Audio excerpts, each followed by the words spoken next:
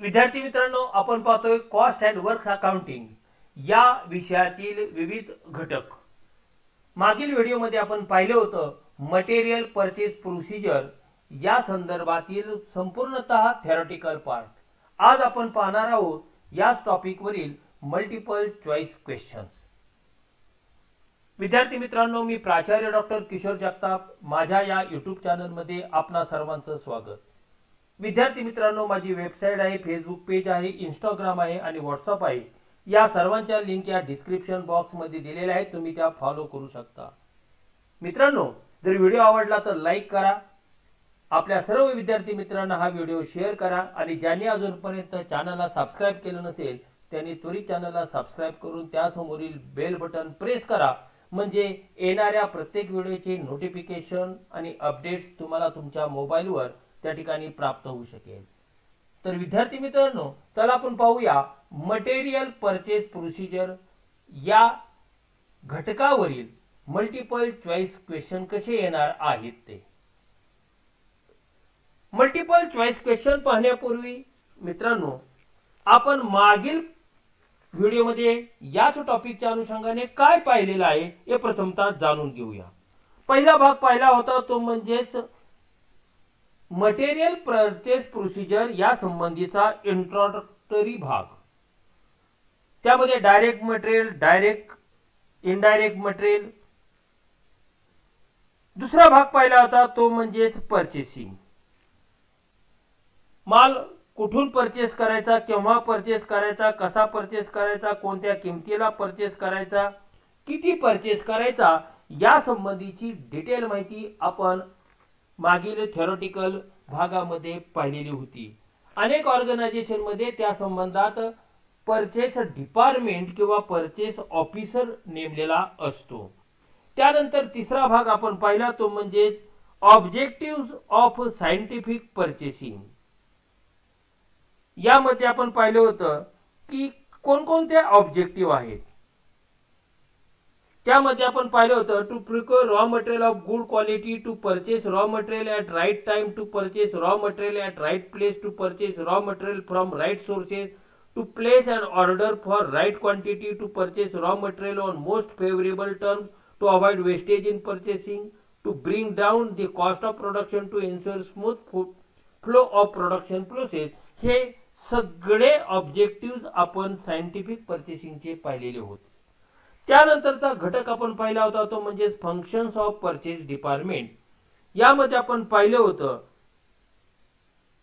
पहिले functions to receive requisition from the store, to purchase material as per the requirement, to purchase material of right quality, to determine the supplier from whom purchase are to be made, to acquire knowledge about the sources of supply, prices of material, terms and conditions relating to purchases, to draft purchase agreement and contract, to avoid the purchase of absolute materials, to purchase material on the most favorable terms and conditions, to ensure timely delivery of purchase item, to ensure that the purchase are made as per the requirement, and to prepare the list of approved suppliers. These are the functions of purchase department. त्यानंतर आपण procedure पाहिलेली होती ती परचेसिंगची, process of purchasing. त्यामध्ये पहिला stage होती indenting for material, दुसरी stage होती सिलेक्शन ऑफ सप्लायर, तिसरी स्टेज होती इश्यू ऑफ परचेस ऑर्डर, चौथी स्टेज होती receipts of material and inspection, पाचवी स्टेज होती गुड्स रिसीव्ड नोट आणि सहावी आणि शेवटची स्टेज होती checking of invoice and payment to supplier. या सर्व स्टेजचा आपण सविस्तर मागोवा हा मागील व्हिडिओमध्ये पाहिलेला होता। आता हा सर्व भाग पाहिल्यानंतर याच घटकावर मल्टिपल चॉईस क्वेश्चन कसे असू शकतील याचा भाग आपण पाहणार आहोत। तर चला पाहूया मल्टिपल चॉईस क्वेश्चन। विद्यार्थी मित्रांनो, पुन्हा मी एकदा तुम्हाला अपील करतो की कुठल्याही प्रकारे तुम्ही प्रश्नांची उत्तरे देण्यापूर्वी त्या संबंधित भागांची जर सखोलवार माहिती तुम्हाला जर असेल तर निश्चितपणे तुम्हाला मल्टिपल चॉईस क्वेश्चन किंवा अनेक प्रश्नांची उत्तरं सहजपणे देता येऊ शकतील. आणि म्हणून डायरेक्ट उत्तराकडे जाण्यापूर्वी अगोदर थेरॉटिकली भाग तुमचा जर चांगला असेल, त्याचं आकलन तुम्हाला झालेलं असेल, तो जर समजला असेल, तर निश्चितपणे प्रत्येक मल्टिपल चॉईस क्वेश्चनची आन्सर तुम्हाला सहजासहजी सोडवता येऊ शकेल. आणि म्हणून थेरॉटिकल भाग इग्नोर करू नका. मागील थेरॉटिकल सर्व व्हिडिओ त्याच्या घटकाचे पाहणे हे तुमच्यासाठी आवश्यक आहे, गरजेचे आहे. Question number 1. Cost of material is the dash portion of the total cost of product. Cost of material is the major portion of the total cost of product. आपण कॉस्ट शीट मध्ये टोटल कॉस्ट पाहिलेली होती. त्यामध्ये prime cost, त्यानंतर overhead, total cost. या prime cost मध्ये cost of material म्हणजे direct material, direct labour, direct expenses आपण पाहिलेले होते. त्यानंतर इनडायरेक्ट मटेरियल पाहिले होते. म्हणजे डायरेक्ट मटेरियल आणि इनडायरेक्ट मटेरियल मिळून त्या मटेरियलची टोटल कॉस्ट आहे. आणि ही कॉस्ट नेहमीच मेजर पोर्शन असतो या टोटल त्या युनिट किंवा जे प्रोडक्ट झालेले आहे त्याच्या कॉस्टच्या तुलनेत. आणि म्हणून उत्तर आहे A, major. Question number 2. Dash is also a similar term use for material. मटेरियललाच सिमिलर नाव अजून काय काय आहे? Stores, inventory. हो, हे दोन्ही नावं मटेरियलला लागू आहेत. आणि म्हणून उत्तर आहे आपलं C, both above A and B. स्टोर्सलाच इन्व्हेंटरी असं म्हणतात. तुम्ही पाठीमागचे जर व्हिडिओ पाहिले तर तुमच्या लक्षात येईल इन्व्हेंटरी म्हणजे काय. तर इन्व्हेंटरी मध्ये raw material, work in process, finish goods हे सगळे भाग त्यामध्ये येतात. ते स्टोर्स आणि तेच मटेरियलशी रिलेटेड आहेत. म्हणून या दोघांचाही समावेश मटेरियल मध्ये होतो. आणि म्हणून आन्सर आहे C. Question number 3. Inventory include. आता सांगितलंय पहा काय इन्क्लूड होतं व इन्व्हेंटरी मध्ये? Raw material, semi finish goods, किंवा त्यालाच दुसरं नाव आहे वर्क इन प्रोसेस आणि फिनिश गुड्स. हे सगळे स्टोर संबंधात आहे, इन्व्हेंटरी संबंधात आहे. आणि म्हणून उत्तर आहे डी, ऑल ऑफ अबव. आता इन्व्हेंटरीच्या जाग्यावर जर स्टोर असा शब्दप्रयोग असता, स्टोर्स इन्क्लूड, तरी देखील तुम्हाला उत्तर तेच आलं असतं, all of the above. Question number 4. Dash material may cause stoppage of production which may cost the concern heavily. Direct material का इनडायरेक्ट मटेरियल का दोन्ही? तर डायरेक्ट मटेरियल आणि इनडायरेक्ट मटेरियल हे दोन्हीही कुठल्याही वस्तूचं उत्पादन करण्यासाठी आवश्यक आहे. प्रोडक्शन साठी मटेरियल हे आवश्यक आहे, मग ते डायरेक्ट असो अथवा इनडायरेक्ट असो. मग हे जर तुम्हाला योग्य प्रमाणात, योग्य क्वालिटीमध्ये जर प्राप्त झालं नाही तर निश्चितपणे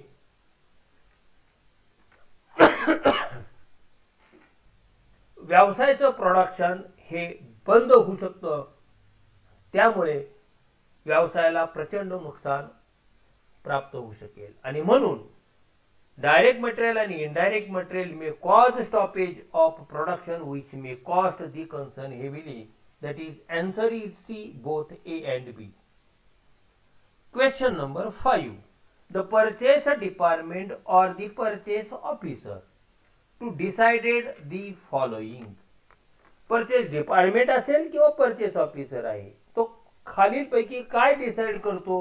What is to be purchased, काय परचेस करायचं ते, when to purchase, केव्हा परचेस करायचं ते, where to purchase, कोठून परचेस करायचं, and from whom, कोणाकडून परचेस करायचं. कोठून परचेस करायचं आणि कोणाकडून. कोठून म्हणजे पुण्यातून का, कोणाकडून म्हणजे XYZ ट्रेडिंग कंपनीकडून का.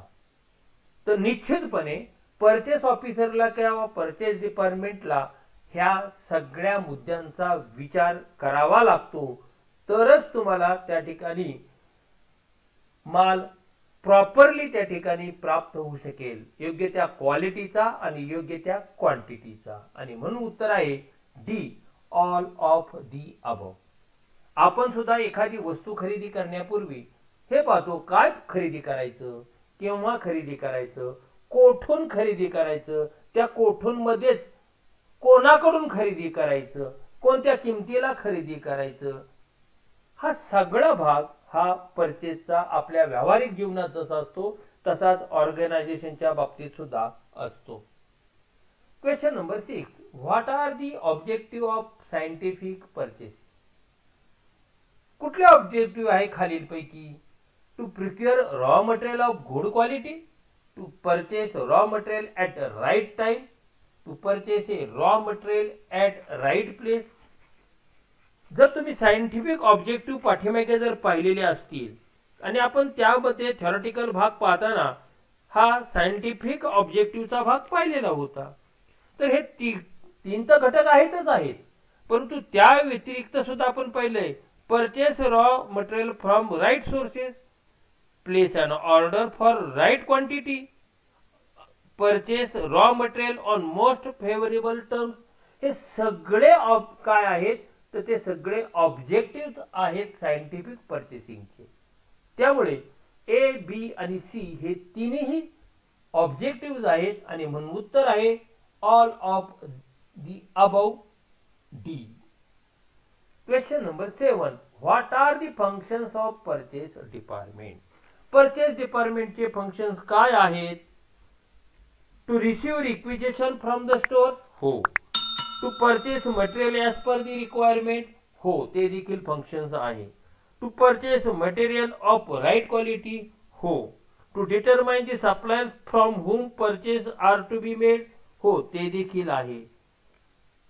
To draft purchase agreement and contract, हो, ते पण आहे. म्हणजे या तीन व्यतिरिक्त मी तुम्हाला अजून फंक्शन्स त्या ठिकाणी नमूद करतोय. To purchase material on most favourable terms and condition, to ensure timely delivery of purchase item, to ensure that the purchases are made as per the requirement, to prepare a list of approved suppliers. These are the functions of purchase department. आणि म्हणून आपला answer आहे ए, बी, C हे सर्व, that is all of the above, D.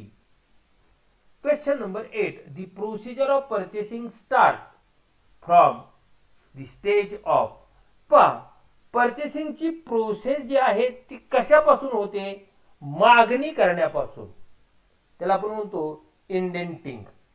जी आपल्याला वस्तू खरेदी करायची आहे त्याची मागणी आपल्याला त्या ठिकाणी माहिती असणं आवश्यक आहे आणि म्हणून मागणीपासून त्याची सुरुवात होते आणि म्हणून उत्तर आहे A, indenting. Question number 9, the process of purchasing end with. पहा, सुरुवात कुठे झाली? मागणीपासून. अखेर कधी होणार आहे? ती वस्तू तुमच्या ताब्यात आल्यानंतर तुमचं त्या वस्तूबाबत जर सॅटिस्फॅक्शन झालं तरच तुम्ही त्या वस्तूचे पैसे देणार आणि पैसे दिले की व्यवहार संपला, प्रोसेस एंड. आणि म्हणून उत्तर आहे पेमेंट ऑफ बिल. दुकानातून वस्तू खरेदी करताना तुमच्या मागणीपासून सुरुवात होते. मागणी केल्यानंतर ती वस्तू तुमच्याकडे येते, तुम्ही ती वस्तू तपासून पाहता, ती चेक करता. तुम्हाला जर त्या वस्तूबाबत समाधानकारक जर त्या ठिकाणी उत्तर प्राप्त झाली किंवा तुमचं मानसिक समाधान झालं, ती वस्तू पाहिल्यानंतर तुमच्या गरजा पूर्ण होईल अशी ती जर वस्तू असेल तर निश्चितपणे तुम्ही ती वस्तू स्वीकारता आणि त्यानंतर त्या दुकानदाराला त्या वस्तूचे पैसे देता. पैसे दिले की तुमचा व्यवहार संपला, म्हणजे परचेस प्रोसिजर जी आहे ती समाप्त होते, त्याचा एंड होतो. म्हणून उत्तर आहे D, B, payment of bills. Question number 10, an order of supply of goods is required to be placed as known as. G order आहे ना सप्लायची काय ती तुम्ही त्या वेळेस तुमच्या रिक्वायरमेंट प्रमाणे प्लेस करता, त्यावेळेस त्याला काय म्हटलं जातं? Purchase order of material. दुकानातून सामान घेताना त्या सामानाची जी यादी दिलेली आहे त्याला आपण म्हणतो परचेस ऑर्डर. ती ऑर्डर तुम्ही त्या दुकानदाराला देता. याचाच अर्थ असा की तुम्हाला जे खरेदी करायचे त्याची जी काय ऑर्डर आहे की यादी म्हणतो आपण त्याला, ती यादी त्या ठिकाणी देणं, दुकानदाराला प्लेस करणं, त्याला परचेस ऑर्डर ऑफ मटेरियल असं म्हणतात. आणि म्हणून आन्सर आहे A. Question number 11. Which document suppliers has to prepare for delivers the goods? आता सप्लायरच्या अँगलने विचार करायचा आहे आपल्याला. कोणतं डॉक्युमेंट सप्लायरला प्रिपेअर करावं लागतं वस्तू ग्राहकाला देण्यासाठी? तर निश्चितपणे डिलिव्हरी मेमो जो असतो, तो डिलिव्हरी मेमो जो आहे तो त्या ठिकाणी देणं आवश्यक आहे. म्हणजे वस्तू आणि वस्तू बरोबर जे वस्तू त्याला डिलिव्हर करता, ग्राहकाला देता, त्या ऑर्गनायझेशनला देता, त्याची जी यादी आहे त्याला आपण म्हणतो डिलिव्हर मेमो. आणि म्हणून उत्तर आहे B, deliver memo. Question number 12. Which document has prepared by inspection officer? आता इन्स्पेक्शन ऑफिसरच्या अँगलने विचार करायचा आहे. Which states clearly the details of material inspected and accepted or rejected? तुम्ही ऑफिसर आहात आणि तुम्ही इन्स्पेक्शन त्याचं करता. तुम्हाला जर त्या ठिकाणी मटेरियलचं इन्स्पेक्शन करताना तुम्ही ते एकतर रिजेक्ट करता किंवा ऍक्सेप्ट करता, मग त्यासाठी कुठलं डॉक्युमेंट तुम्हाला त्या ठिकाणी आवश्यक आहे? तर त्याला आपण म्हणतो मटेरियल इन्स्पेक्शन नोट. त्याला काय म्हणतात? Material inspection note. या नोट मध्ये तो इन्स्पेक्शन ऑफिसर ते का ऍक्सेप्ट केलेले आहे त्याची कारण किंवा ते का रिजेक्ट केलेले आहे त्याची कारण नमूद करीत असतो. आणि म्हणून इन्स्पेक्शन ऑफिसरला जे डॉक्युमेंट प्रिपेअर करावं लागतं त्याला मटेरियल इन्स्पेक्शन नोट असं म्हणतात. C. Next. Which documents will forwarded by receiving official to the supplier? सप्लायरला कोणतं डॉक्युमेंट रिसिव्हिंग ऑफिसर त्या ठिकाणी देतो? तर माल आला आहे त्याची पोच पावती, that is goods received note. तुम्ही वस्तू खरेदी केला आणि त्याची पोच जर तुम्हाला त्या ठिकाणी द्यायची असेल तर कशाची पोच येते? माल मिळाल्याची, गुड्स रिसिव्ड. ती पोच म्हणजेच note, that is goods received note A. Next. After receiving material inspection note, the receiving official will prepare. Receiving material inspection note नंतर रिसिव्हिंग ऑफिशियल काय प्रिपेअर करतो? तर गुड्स रिसिव्ड नोट तो त्या ठिकाणी प्रिपेअर करतो. B. Question number 15. The receiving official sent a copy of goods received note. हा जो काही माल घेणारा जो ऑफिसर आहे तो माल घेतल्यानंतर त्याची जी पोच देतो ती पोच कोणाला दिली जाते? सप्लायरला, जो माल सप्लाय करतो त्याला. Purchase department, store department, account department, सर्व डिपार्टमेंटला. का? त्या सर्वांना कळलं पाहिजे माल आपल्या व्यवसायामध्ये, कंपनीमध्ये आलेला आहे. याची जाणीव त्या ठिकाणी प्रत्येक डिपार्टमेंटला होणं गरजेचं आहे. आणि म्हणून ही नोट सगळ्यांना त्या ठिकाणी काय केली जाते? शेअर केली जाते. मग ती सप्लायरला असेल, परचेस डिपार्टमेंटला असेल, स्टोर डिपार्टमेंटला असेल, अकाउंट डिपार्टमेंटला असेल किंवा इतर डिपार्टमेंटला असेल. आणि एक कॉपी त्याची तो ऑफिसर आपल्याकडेच ऑफिस रेकॉर्ड साठी ठेवत असतो. आणि म्हणून उत्तर आहे D, all of these. Next. Invoice from suppliers from supply of materials are received by the purchase department. पहा, इनवॉइस जे आहे कोणाकोणाने? सप्लायर कडून माल सप्लाय केल्याबद्दलचं जे काही इनवॉइस आहे, पावती आहे, ती कोण घेतं? प्रथमतः कोण घेतं? तर परचेस डिपार्टमेंट. परचेस डिपार्टमेंट कडे ते आल्यानंतरच पुढील प्रक्रिया पूर्ण होऊ शकते बिल ऑफ पेमेंट पर्यंतची. आणि म्हणून उत्तर आहे ए, परचेस डिपार्टमेंट. विद्यार्थी मित्रांनो, आपण दोन व्हिडिओ मटेरियल परचेस प्रोसिजर संबंधात पाहिलेले आहेत. एक पूर्ण थिअरॉटिकल भाग आणि दुसरा हा मल्टिपल चॉईस क्वेश्चनच्या स्वरूपातला भाग. या पुढील टप्पा जो आहे तो आहे स्टॉक लेवल्स. आणि ह्या स्टॉक लेवलची थेरी आणि त्याच्यावर असणारे जे प्रॉब्लेम आहेत त्या प्रॉब्लेमवरचे मल्टिपल चॉईस क्वेश्चन आपण पुढील भागामध्ये पाहणार आहोत. विद्यार्थी मित्रांनो, हा व्हिडिओ तुम्हाला आवडला असेल तर लाईक करा, आपल्या सर्व विद्यार्थी मित्रांना तो शेअर करा आणि ज्यांनी अजूनपर्यंत चॅनलला सबस्क्राईब केलं नसेल त्यांनी त्वरित चॅनलला सबस्क्राईब करून त्यापुढील बेल बटन प्रेस करा, म्हणजे येणारे व्हिडिओचे नोटिफिकेशन तुम्हाला तुमच्या मोबाईलवर ताबडतोब मिळू शकतील. विद्यार्थी मित्रांनो, माझी वेबसाईट आहे, इंस्टाग्राम आहे, फेसबुक पेज आहे, व्हॉट्सअप आहे. या सर्वांच्या लिंक या डिस्क्रिप्शन बॉक्स मध्ये दिलेल्या आहेत. तुम्ही त्या फॉलो करू शकता आणि माझ्याशी संपर्क साधू शकता. त्याचप्रमाणे माझा ईमेल आयडी या ठिकाणी दिलेला आहे, त्यावर देखील तुम्ही माझ्याशी संपर्क करू शकता. तर विद्यार्थी मित्रांनो, पुढील टॉपिक आपण पाहणार आहोत तो म्हणजे स्टॉक लेवल्स या घटकासंबंधी. धन्यवाद.